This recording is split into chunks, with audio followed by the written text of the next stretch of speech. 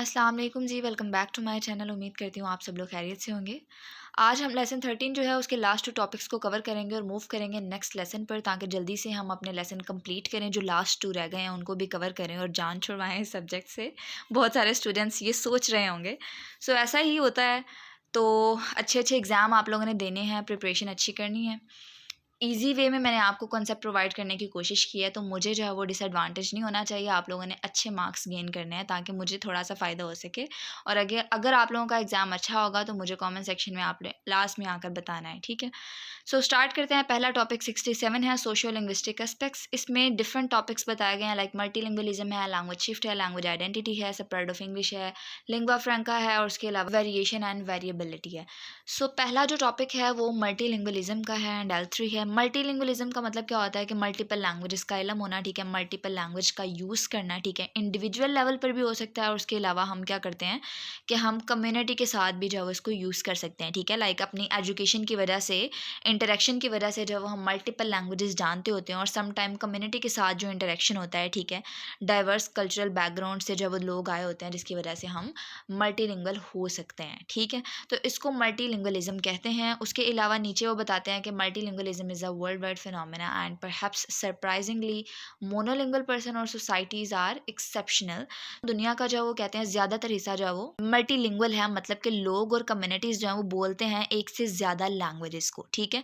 जबकि यहाँ पर नीचे बताया गया कि not even a quarter of the world nations recognise 2 official languages, जैसे कि इंडिया और कनाडा है। तो इसका क्या मतलब है कि कुछ ममालिक जो हैं उनमें मल्टीपल ऑफिशियल लैंग्वेजेस हैं, ठीक है, जबकि कुछ में सिर्फ एक या आप चंद एक कह सकते हैं जिनमें ऑफिशियल लैंग्वेज सिर्फ एक है, ठीक है।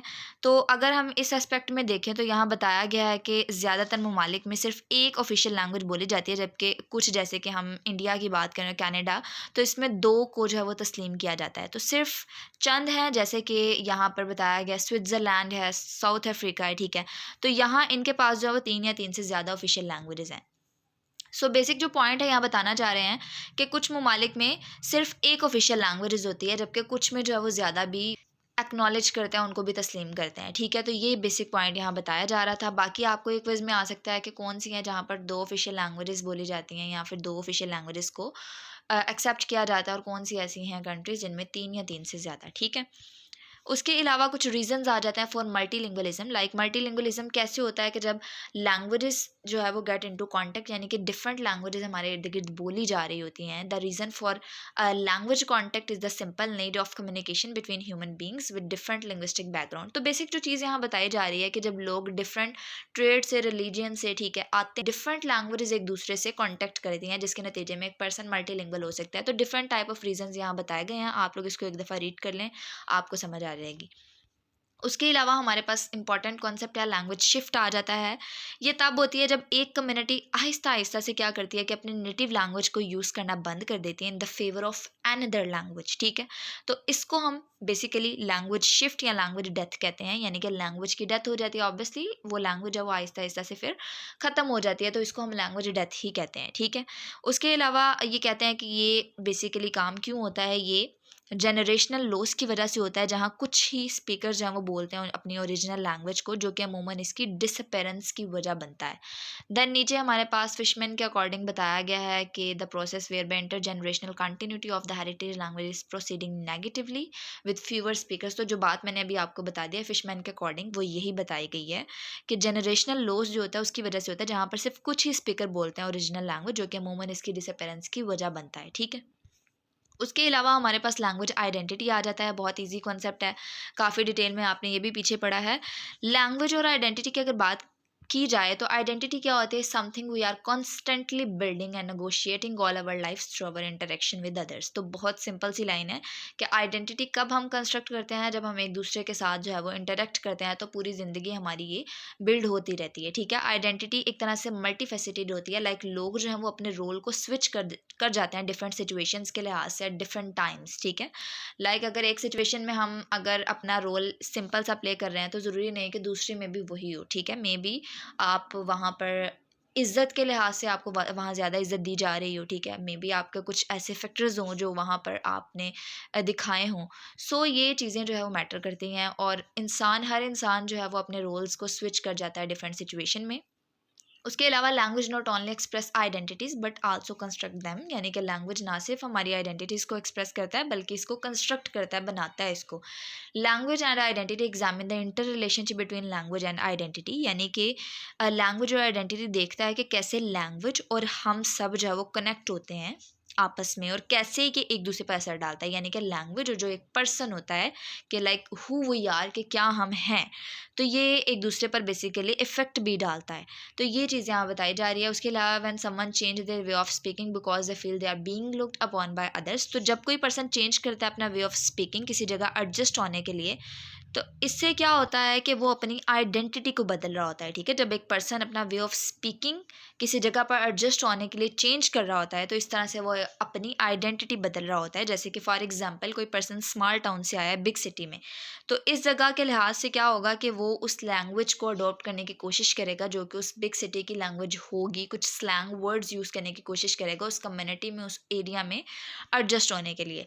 तो ये चीज़ यहाँ बेसिकली बताई जा रही है। उसके अलावा नीचे वो बताते हैं कि the relationship between language and identity will always involve a complex mix of individual social and political factors, कि आइडेंटिटी और लैंग्वेज ये दोनों जुड़े हुए हैं और एक दूसरे के साथ जो है वो बाय इंडिविजुअल सोशल और पॉलिटिकल फैक्टर्स जो हैं वो जुड़े हुए हैं, कनेक्टेड हैं, ठीक है। उसके अलावा वो बताते हैं कि in this language and identity according to John Joseph, के जॉन जोसेफ कहता है कि लैंग्वेज और हम हु वी आर, जैसे कि मैंने आपको बताया कि हम क्या हैं, तो ये सब जो है वो एक तरह से ग्लू की तरह एक दूसरे के साथ कनेक्टेड है, सेपरेट नहीं हो सकता, ठीक है। ये दोनों एक दूसरे को बिल्ड कर रहे होते हैं, ठीक है। हमारी लैंग्वेज जो है बेसिकली हमारा आप, अपना आप जो होती है वो बता रही होती है कि हम किस कम्युनिटी से हैं, हम क्या हैं बेसिकली, और सम टाइम जो है ये हमारी पर्सनैलिटी को बिल्कुल डिफरेंट करके बता रही होती है अगर हम कोई डिफरेंट लैंग्वेज सीखते हैं। तो बेसिकली जो लैंग्वेज होती है वो और हमारी जो अपना आप होता है, ये दोनों एक दूसरे पर जो है वो असर डालते हैं और दोनों एक दूसरे से कनेक्टेड होते हैं। उसके अलावा वेरिएशन एंड वेरिएबिलिटी आ जाती है। तो लोग जो हैं वो बिहेव करते हैं डिफरेंटली और बहुत से एक्शन होते हैं मुख्तलिफ तरह के जो कि मिक्स और मैच हो सकते हैं। तो यहाँ पर human behaviour is characterised bye variation, ठीक है, कि लोग जो है बिहेव करते हैं डिफरेंटली। उसके अलावा नीचे लिंग्विस्टिक वेरिएशन क्या होती हैं, कि कैसे लैंग्वेज इस्तेमाल होती है डिफरेंटली, कैसे चेंज हो जाती है, ठीक है। ये चीज़ बेसिकली लिंग्विस्टिक वेरिएशन होती है।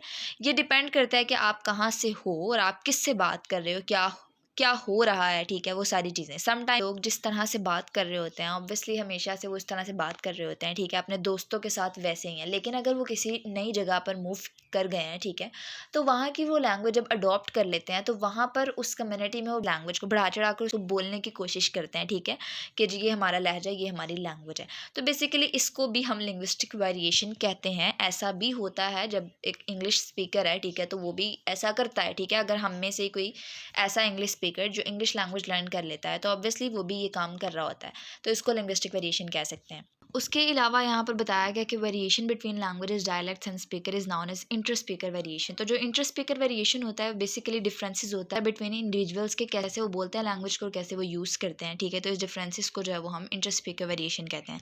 उसके अलावा the question of group affiliation and identity can determine the choice speaker makes out how to speak and for the bilingual और मल्टीलिंगुअल। तो बेसिकली यहाँ पर जो एक पर्सन की चॉइस होती है, ठीक है, अगर किसी ग्रुप के साथ अफिलिएशन है, उसको लगा हुआ है, ठीक है, तो उस ग्रुप की लैंग्वेज को जो है वो अडोप्ट कर सकता है, लाइक अपनी चॉइस की बेस पर बाइलिंगुअल मल्टीलिंगुअल जो है वो बन सकता है। सो अगर हम इंग्लिश एज अ लिंगुआ फ्रैंका की बात करें तो ये असल में अरेबिक वर्ड लिसन अल फेरेंग जो है इससे ताल्लुक़ रखती है, ठीक है, जो कि एक ब्रिज लैंग्वेज के तौर पर कम्युनिकेशन के लिए इस्तेमाल होती है लोगों के दरमियान, ठीक है, जो कि नेटिव लैंग्वेज के अतबार से मुख्तलिफ हों। तो ये जो है वो थर्ड लैंग्वेज के तौर पर एज अ कॉमन लैंग्वेज काम करती है। तो लिंगुआ फ्रैंका आप सबको पता है कि ये एक कॉमन लैंग्वेज है, ठीक है, जो कि दो डिफरेंट जो लैंग्वेजेस होती हैं उन लैंग्वेजेस के स्पीकर के दरमियान एक कॉमन लैंग्वेज के तौर पर बोली जाने वाली लैंग्वेज को कहते हैं लिंगुआ फ्रैंका, ठीक है। तो इंग्लिश भी जो है वो एक तरह से लिंगुआ फ्रैंका के तौर पर एक रोल प्ले करती है, ठीक है, इंटरनेशनल लेवल पे यूज़ होती है। और बहुत सारे लोग जो है वो डिफरेंट लैंग्वेजेस से जो ताल्लुक़ रखते होते हैं वो इंग्लिश को as a lingua franca as a common language अपने दरमियान जो है वो यूज़ करते हैं कम्युनिकेशन के लिए, ठीक है। तो बेसिक जो चीज़ यहाँ बताई जा रही है कि अरेबिक टर्म लिसन अल फेरेंग से ताल्लुक़ रखती है, जो कि एक ब्रिज लैंग्वेज के तौर पर कम्युनिकेशन के लिए इस्तेमाल होती है लोगों के दरमियान, जो कि नेटिव लैंग्वेज के एतबार से मुख्तलिफ हैं। तो ये क्या करती है, थर्ड लैंग्वेज के तौर पर उनके दरमियान एज अ कॉमन लैंग्वेज काम करती है। उसके अलावा the term lingua फ्रैंका usually means any lingual medium of communication between people of different mother tongues. तो जो बात मैंने अभी बताई है आप लोगों को सेम वही बात यहाँ बताई जा रही है कि जो डिफरेंट लैंग्वेजेस से ताल्लुक़ रखते हैं उनके दरमियान एज अ कॉमन लैंग्वेज जो है ये लिंगुआ फ्रैंका इस्तेमाल की जाती है। उसके अलावा English as a lingua franca is a contact language between person who share neither a common native tongue nor a common culture, यानी कि उनका कल्चर उनकी लैंग्वेज दोनों की डिफरेंट होती है, बट ये जो लैंग्वेज है कॉन्टैक्ट लैंग्वेज के तौर पर, इंटरेक्शन के तौर पर उनके दरमियान एज अ कम्युनिकेशन जो है वो यूज़ की जा रही होती है। ये हमारा जो है वो सिंपल सा कॉन्सेप्ट था। आई होप सो कि आप लोगों को 67 टॉपिक समझ आया होगा। अगला टॉपिक भी बहुत ईजी है, 68 है। एजुकेशनल एस्पेक्ट्स हैं। एजुकेशन में पहले वोकैबुलरी एक्विजिशन है, टास्क बेस्ड लैंग्वेज टीचिंग है जिसमें टास्क दिया जाता है उसको कंप्लीट करना होता है, ठीक है। उसके बाद टीचर एजुकेशन आ जाता है। वन बाय वन थोड़ा थोड़ा सा आपको कंसेप्ट दूंगी क्योंकि इंतहाई ईजी टॉपिक है। इसको आप लोग अपने वर्ड्स में बहुत कुछ एक्सप्लेन कर सकते हैं क्योंकि आप लोगों के साथ भी काफ़ी एक्सपीरियंसेस हुए होंगे और आप लोग भी एज अ टीचर काफ़ी कुछ जो है वो लागू करना चाहते होंगे, काफ़ी रूल्स बनाना चाहते होंगे, तो आप लोग सेल्फ राइट लाजमी किया करें इसमें। अगर हम वोकैबुलरी एक्विजिशन की बात करें तो ज़्यादा वर्ड्स को लर्न करना बहुत क्रूशियल होता है फॉरेन लैंग्वेज में, ठीक है, अच्छे होने के लिए। यहाँ पर शॉ एंड मैकमिलन के अकॉर्डिंग बताया गया है कि बिगर वोकैबुलरी का होना मदद करता है आपको टू रीड फास्ट, ठीक है। तो आपको जो है वो रीडिंग में बहुत ज़्यादा हेल्प मिलती है। उसके अलावा रिसेप्टिव एंड प्रोडक्टिव वोकैबुलरीज है, ये बहुत ज़्यादा इंपॉर्टेंट एमसीक्यूज़ हैं, वो एग्ज़ाम में बार बार रिपीट होते हैं। तो इसका मेन कॉन्सेप्ट मैं आपको दे देती हूँ कि अगर हम रिसेप्टिव वोकैबुलरी की बात करें तो इसका मतलब होता है अंडरस्टैंड वर्ड्स जब भी आप उसको सुनते हैं या उसको रीड करते हैं। तो जो इसमें एमसीक्यूज़ बताने वाला है वो आपने याद रखना है कि हम रिसेप्टिव वोकैबुलरी में रीड एंड हेयर, ठीक है, यानी कि आप सुनते हैं और आप पढ़ते हैं इसमें, और अंडरस्टैंड वर्ड्स इसका रिसेप्टिव का कॉन्सेप्ट है। और प्रोडक्टिव में क्या होता है, बेसिकली रिसेप्टिव में मैंने जो कॉन्सेप्ट याद रखा था कि हम रिसीव करते हैं चीज़ों को, ठीक है, रिसीव कर रहे हैं, हम ले रहे हैं मटेरियल को। उसके अलावा अगर हम प्रोडक्टिव की बात करें तो इसमें हम प्रोड्यूस कर रहे होते हैं, ठीक है, परफॉर्म कर रहे होते हैं, मतलब कि using words when you speak और राइट, ठीक है, इसमें आप बोलते हुए लिखते हुए जो है वो वर्ड्स का इस्तेमाल कर रहे होते हैं, इसको हम प्रोडक्टिव वोकैबुलरी कहते हैं। आप लोगों ने क्विज वाले पार्ट्स में पढ़ा भी होगा, लेकिन अभी भी आप लोगों के पास ये कॉन्सेप्ट होना चाहिए। रिसेप्टिव मीन्स आपने हेयर और रीड याद रखना है, जबकि प्रोडक्टिव में आपने स्पीक और राइट याद रखना है, ठीक है। उसके अलावा वोकैबुलरी हायरार्की आ जाता है, ये ब्रोकन डाउन करना 4 लेवल्स में, ठीक है, बाय लॉफर एंड गोल्डस्टेन। तो इसमें हमारे पास एक्टिव रिकॉल है, पैसिव रिकॉल है, एक्टिव रिकॉग्निशन है, पैसिव रिकॉग्निशन है। एक्टिव रिकॉल में क्या होता है कि being able to use the word, actively जो है वो आप वर्ड्स का इस्तेमाल कर रहे हैं। पैसिव रिकॉल में क्या होता है कि लफ्ज़ों के मायने को समझना। एक्टिव रिकॉग्निशन में वर्ड्स को पहचानना जब इसका मायने दिया जाए, और उसके अलावा पैसिव रिकॉग्निशन में क्या होता है कि आइडेंटिफाई करना मीनिंग को जब भी ऑप्शन दिए जाएं आपको। तो ये 4 यहाँ पर कॉन्सेप्ट्स थे। उसके अलावा हमारे पास टास्क बेस्ड लैंग्वेज टीचिंग आ जाता है। ये एक अप्रोच है जहाँ स्टूडेंट्स यूज़ करते हैं लैंग्वेज को अपने टास्क को कंप्लीट करने के लिए और गोल्स को अचीव करने के लिए, और it was first developed by N Prabhu in India, ठीक है। तो ये आपने एमसीक्यूज याद रखना है। उसके अलावा अगर हम बेनिफिट्स देखें टीबीएलटी के, तो ये हमारी परफॉर्मेंस को मीनिंगफुल बनाता है लैंग्वेज लर्न करने में, ठीक है। उसके अलावा instead of language structure function students are present with the task they have to perform और प्रॉब्लम। तो बजाय इसके कि सिर्फ लैंग्वेज स्ट्रक्चर फंक्शन को आप सीख रहे हैं, आप बाकायदा परफॉर्म करते हैं, तो ये बड़ा ही एक अच्छा स्टेप है। उसके अलावा नीचे जो है वो टीचर एजुकेशन आ जाता है। इसमें क्या होता है कि टीचर्स को जो है वो प्रिपेयर करना, ठीक है, टीचर्स को अपने जॉब्स को अच्छे से परफॉर्म करने के लिए जो है वो प्रिपेयर करना, ठीक है। तो it's not just about learning the basic, ठीक है। तो ये स्किल को गेन करने के लिए है और स्टूडेंट्स को मोटिवेट कर सके ताकि स्टूडेंट जो है वो इजीली अपने टास्क परफॉर्म कर सके। टीचर एजुकेशन इनकम्पस करती है, अपने घेरे में जो है इन सारे स्किल्स को लेती है, like teaching skill, pedagogical theory है, प्रोफेशनल स्किल है।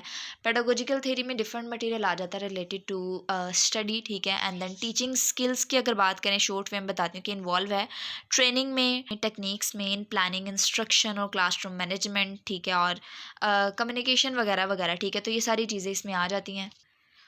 उसके अलावा यहाँ पर एक वर्ड पेडागोजिकल थ्योरी की बात की जा रही है, तो ये प्रोवाइड करता है बेसिक्स फॉर टीचिंग स्किल, ठीक है, और फिलॉसफी, साइकोलॉजी और सोशियोलॉजी को कंसीडर करके, ठीक है। तो ये बेसिक चीज़ें यहाँ बताई जा रही थी। एंड देन आई थिंक ख़त्म हो गया है। आई होप्स हो गया आप लोगों का लेक्चर अच्छा लगा होगा। कोई चीज़ रह जाए आप लोग कॉमेंट सेक्शन में पूछ सकते हैं।